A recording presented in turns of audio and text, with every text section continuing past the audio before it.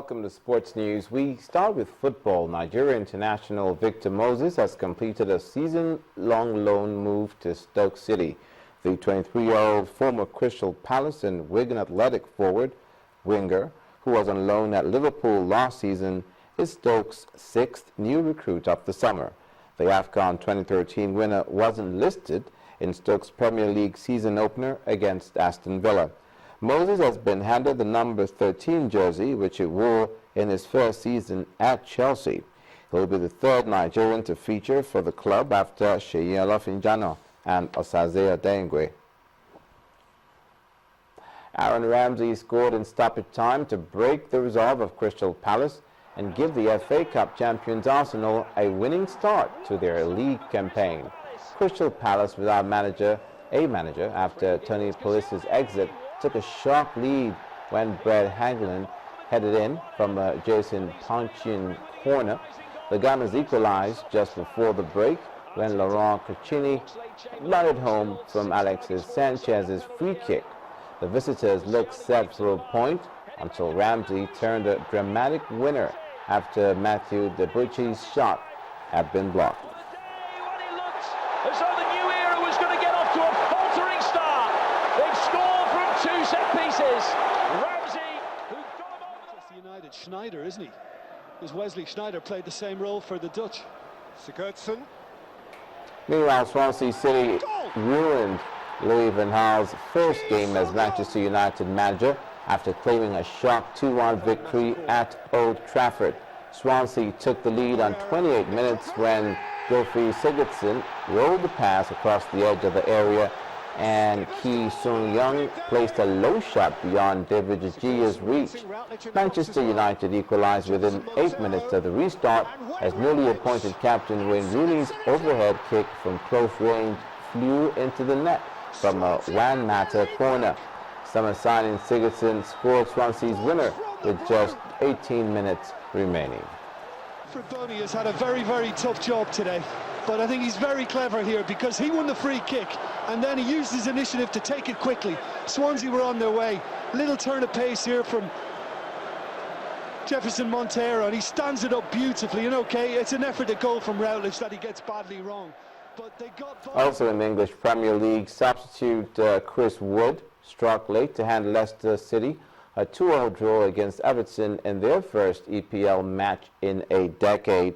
Andreas Reimann scored the only goal of the game as Aston Villa started their season with a hard-earned victory over Stoke City.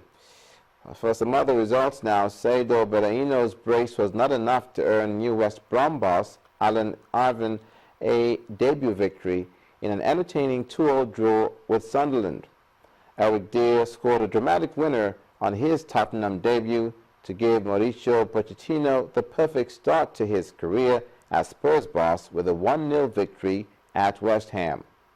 Queen's Park Rangers made a losing start to their Premier League return as James Chester's header gave Hull a 1-0 victory. Away from football, world champion Marc Marquez snatched pole position for the Czech Republic Grand Prix in the closing minutes of qualifying, setting himself up for his 11th win in a row.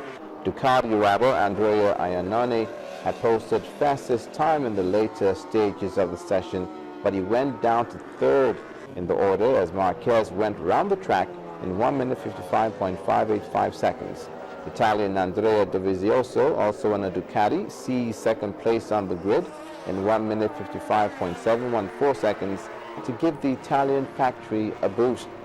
Britain's Bradley Smith pushed Spaniard Dani Pedrosa and Jorge Lorenzo along with Italy's Valentino Rossi down the order by taking fourth place on his Yamaha.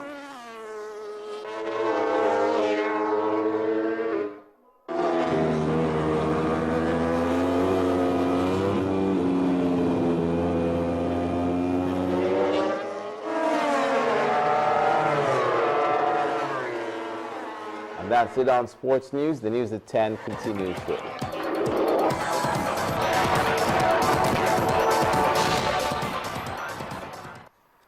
The sixth of Speakers of African Parliaments has come to an end in Johannesburg, South Africa, with a call to lawmakers across the continent to make laws that will aid the attainment of the continent's developmental aspirations.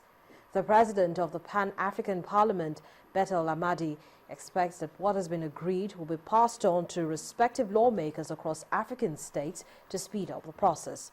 Our South African correspondent, Betty Dibia, reports. I think there is an elephant in the room. For 2 days, the speakers from African parliaments heard reports on peace and security on the continent.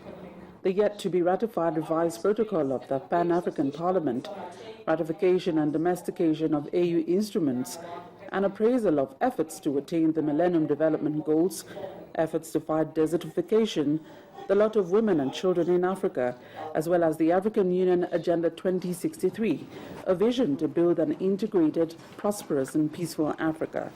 The African Union chairperson, Dr. Nkosazana Dlamini Zuma, threw them a challenge. As part of the AU family, the Pan-African Parliamentary and the National Parliament also have a responsibility to ensure that the AU programs and decisions are not only popularized within the states, but they are implemented.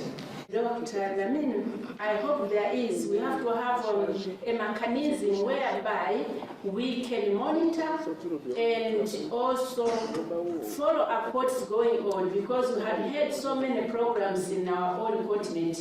And even when we are here, we were also told that we have a lot of contracts which we have not, protocols we have not signed. Some of us, we don't know even they exist. The president of the Pan-African Parliament, Honorable Betel Nemeka Amadi, acknowledged the pivotal role lawmakers play or should play in keeping the development efforts on track, but admits there are challenges, but some progress.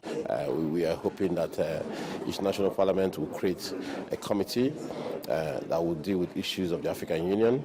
If they already have a committee that deals interparliamentary affairs, maybe a special subcommittee in each parliament to look at the issues concerning the African Union.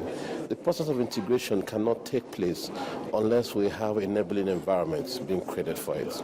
There needs to be a platform to facilitate it, and that platform has to be created by the national parliaments, who are actually the law-making bodies.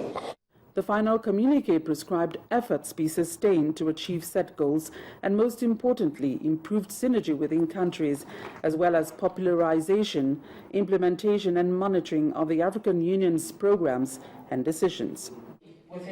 From Johannesburg, South Africa, Betty Dibia reporting for Channels Television News. Kurdish forces supported by U.S. airstrikes are battling to retake Mosul Dam from Islamic State fighters in northern Iraq. The BBC reports that the operation to recapture the country's largest dam began early today with raids by F-18 fighters and drones, and it is believed that at least 11 of the militants were killed.